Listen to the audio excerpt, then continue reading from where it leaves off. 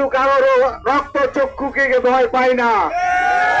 আমরা লাইসেন্সধারী অস্ত্রের সামনে রাজপথে ছিলাম।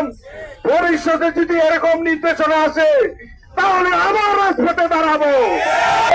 যারা ষড়যন্ত্র করেন তারা হুঁশিয়ার হয়ে যান, নিজেদের গায়ের দাগটা অন্তত দেখে নেন।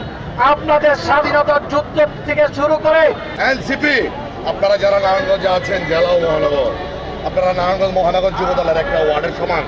আমাদের নেতার বিরুদ্ধে যখন কুযুক্তি দেওয়া হয়, আমাদের নেতার বিরুদ্ধে যখন কোনো ধরনের উচ্ছৃঙ্খল বক্তব্য দেওয়া হয়, তখন আমাদের গায়ে কিন্তু শিরশির করে গায়ে জ্বলে। আর আমাদের নেতা তারেক রহমান যদি আমাদের নির্দেশ দিতেন, আমরা কিন্তু ঘরে বসে থাকতে পারতাম না। আমরা কিন্তু আপনাদের বাড়িঘর সব পেরেছি।